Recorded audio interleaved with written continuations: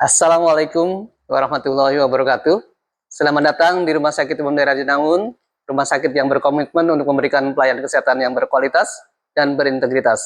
Saya Dr. Bambang Sumardi, MMARS, Direktur Rumah Sakit Umum Daerah Jinangun, Kabupaten Cirebon.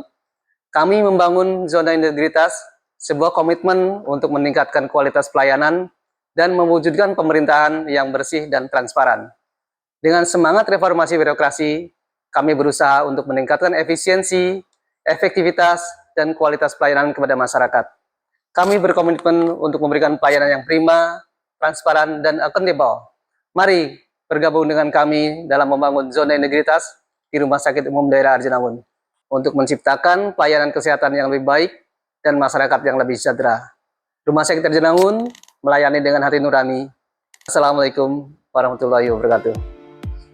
Selamat datang di RSUD Arjawinangun dalam pembangunan zona integritas. Kami implementasikan ke dalam 6 area perubahan. Yang pertama, manajemen perubahan.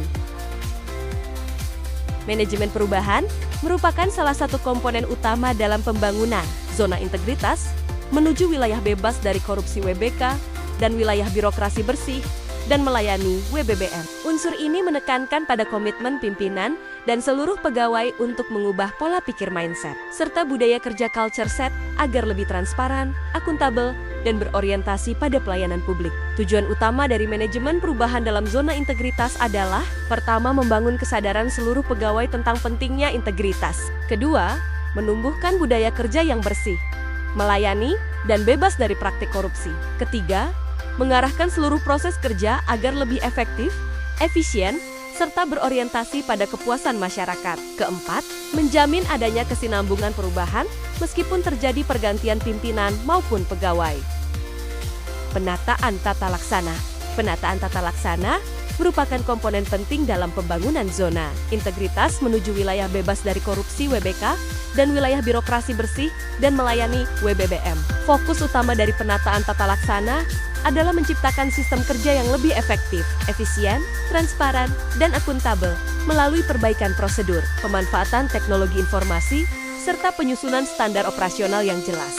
Dalam implementasinya, penataan tata laksana dilakukan melalui beberapa langkah strategis, antara lain, pertama, penyusunan dan penerapan standar operasional prosedur di seluruh proses kerja agar setiap pelayanan lebih terarah, seragam, dan mudah dipahami. Kedua, pemanfaatan teknologi informasi untuk mendukung proses kerja, meningkatkan kecepatan layanan, serta meminimalisir potensi penyimpangan.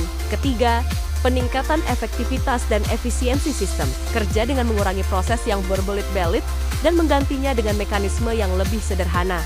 Keempat, monitoring dan evaluasi secara berkala agar tata laksana yang diterapkan selalu relevan dengan kebutuhan masyarakat dan perkembangan zaman. Penataan sistem manajemen sumber daya manusia.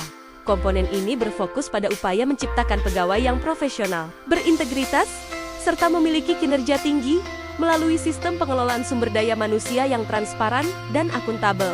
Pertama, perencanaan kebutuhan pegawai yang berbasis pada analisis jabatan dan beban kerja, sehingga setiap posisi terisi sesuai kebutuhan organisasi. Kedua, pola mutasi internal yang transparan dan objektif untuk memastikan pengembangan karier pegawai berjalan adil tanpa adanya praktik diskriminasi atau nepotisme. Ketiga, pengembangan kompetensi pegawai melalui pendidikan, pelatihan, dan peningkatan kapasitas agar setiap pegawai mampu beradaptasi dengan perkembangan zaman dan teknologi.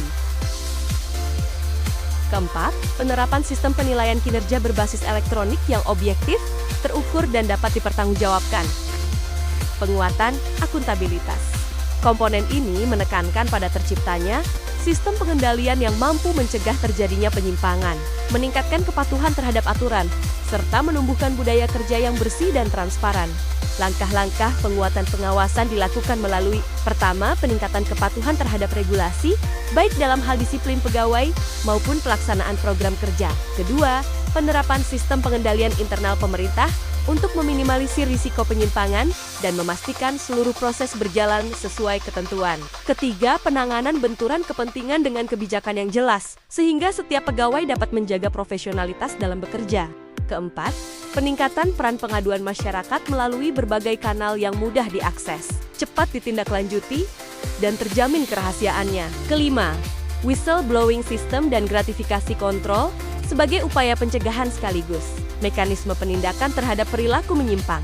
Penguatan kualitas pelayanan publik.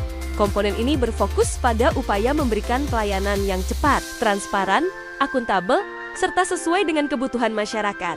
Mengukur kepuasan masyarakat secara rutin melalui survei atau mekanisme umpan balik yang kemudian digunakan sebagai dasar perbaikan layanan.